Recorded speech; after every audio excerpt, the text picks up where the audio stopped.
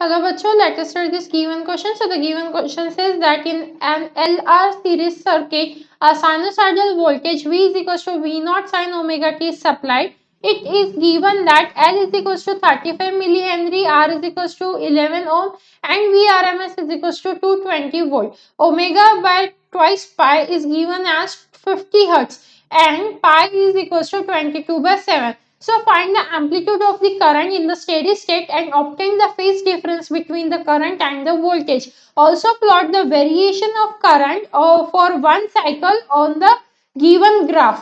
तो हमें यहाँ पे फेज डिफरेंस फाइंड आउट करना है, देन उसके बाद एम्पलीट्यूड फाइंड आउट करना है करंट का, एंड यहाँ पे जो वेरिएशन हो रहा है करंट और वोल्टेज के बीच में वो यहाँ पे हमें इस गिवन ग्राफ में प्लॉट करके दिखाना है। तो देखो सबसे पहले हम कैलकुलेट करते हैं एक्सएल, वो हो जाएगा हमारा ओमेगा इंटू एल।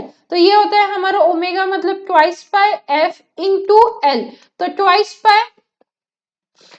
पाई की वैल्यू यहाँ पे ट्वाइस पाई, और एफ की वैल्यू देखिए 50 हर्ट्ज दी हुई है, तो ये हो जाएगा 50, और एल की वैल्यू दी हमें 35 milli henry. So into 35 into 10⁻⁻³ Henry. तो इस तरह हिसाब से रहेगा। अब जेड देखते हैं, जेड क्या आ जाएगा यहाँ पे, Z square plus x L square रहेगा, राइट। तो यहाँ पे क्या आ जाता है, इसे जब हम कैलकुलेट करेंगे, देखिए ट्वाइस पाई, पाई की वैल्यू हमें, चलो इसको मैं कैलकुलेट करके बताती हूँ आपको।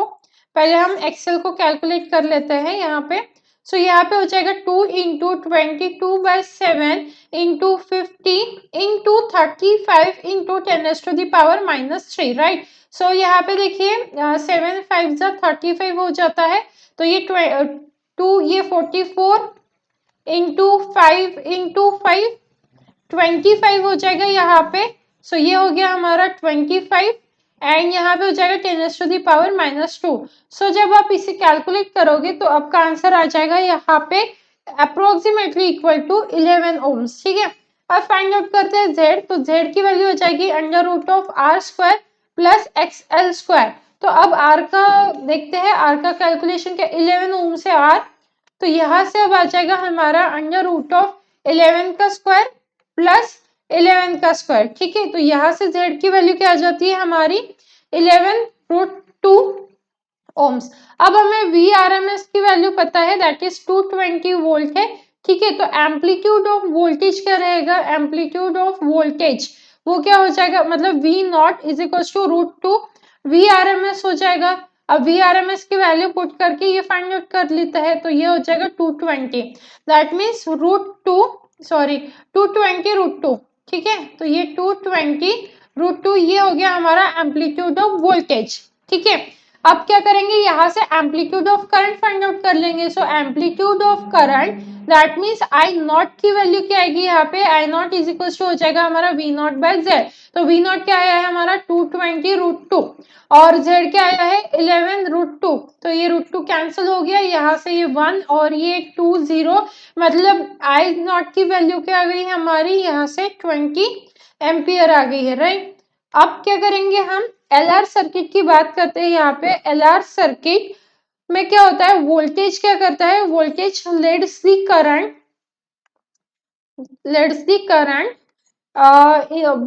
विद द फेज डिफरेंस, ठीक है। सम फेज डिफरेंस वहां पे रहता है। अब वो फेज डिफरेंस क्या रहता है, LR circuit voltage leads the current, तो इसके लिए फेज डिफरेंस चाहिए हमें, राइट। तभी तो वो हम बता सकते हैं कि लीड मतलब आगे है, लीड्स मतलब आगे, लैगिंग मतलब पीछे। तो फेज डिफरेंस क्या हो जाएगा यहाँ पे, फेज डिफरेंस फाइंड आउट कर लेते हैं, दैट मीन्स 5, ठीक है। 5 की वैल्यू तो ये होती है हमारी tan inverse of XL by R, right. अब XL की वैल्यू क्या है हमारी 5 is equal to tan inverse of XL हमारा आया है 11 और R की भी वैल्यू है 11, तो ये हो जाएगा हमारा 5 is equal to tan inverse of 1, that means 5 की वैल्यू क्या आ गई हमारी π/4। तो ये आ गया हमारा फेज डिफरेंस। अब क्योंकि वोल्टेज लीड कर रहा है करंट से, तो करंट की इक्वेशन क्या आ जाएगी, I is equal to, I not की वैल्यू क्या आई थी यहाँ पे देख लो, आई नॉट आया था 20 एम्पियर। तो यहाँ पे आई नॉट, और ये होता है साइन ओमेगा टी -5। तो आई नॉट की वैल्यू आई है हमारी 20 एम्पियर, ये हो गया साइन ओमेगा टी, और 5 की वैल्यू यहाँ से देख सकते हो π/4 है, ठीक है। तो ये आ गई हमारी करंट की इक्वेशन, और हमारे पास वोल्टेज की इक्वेशन तो ऑलरेडी है ही। अब हम ग्राफ की तरफ चलते हैं, ग्राफ में हम शो करेंगे, ठीक है, जो हमें बोला गया। ये आ गई हमारी I naught, amplitude of the current I naught, ये हमारा इम्पीडेंस आ गया है यहाँ पे, ठीक है, पर हमें एम्पलीट्यूड ऑफ करंट ही निकालने के लिए बोला था। अब यहाँ पे वोल्टेज प्लॉट कर लेते हैं, वोल्टेज प्लॉट है, अब उसमें करंट दिखाते हैं। देखो ये है V हमारा और ये है T, V not sine omega T इसकी इक्वेशन थी, बट करंट की ये क्या हो गया हमारा V not sine omega T है, ठीक है, बट करंट की इक्वेशन क्या है हमारे पास, I not sine omega t minus five है, राइट। तो यहाँ पे देखिए कुछ यहाँ से हमारा स्टार्ट होगा जो ग्राफ है वो, और यहाँ पे क्या रहेगा -10√2, ठीक है, यहाँ से स्टार्ट होते हैं, यहाँ पे आ जाएगा हमारा t/8, तो ये यहाँ पे जाएगा t/8 से, और यहाँ पे क्या आ जाएगा 5t/4 पे वो क्रॉस करेगा। सो यहाँ पे t/2 3t/2, यहाँ पे आ जाएगा समथिंग 5t/2, राइट।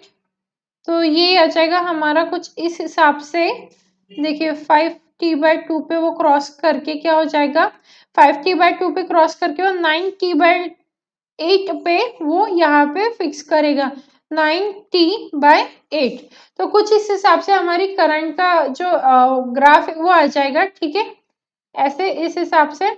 और यहाँ पे इसकी इक्वेशन क्या आ जाएगी, I naught sine omega t minus 5। तो आप देख सकते हो कि करंट पीछे है और वोल्टेज आगे है, कितना फेज डिफरेंस है, π/4 का, फाइव की वैल्यू क्या है, π/4, तो π/4 से हमारा वोल्टेज आगे है compare to current. So these are the final answers of this question. I hope you understood it well. All the best.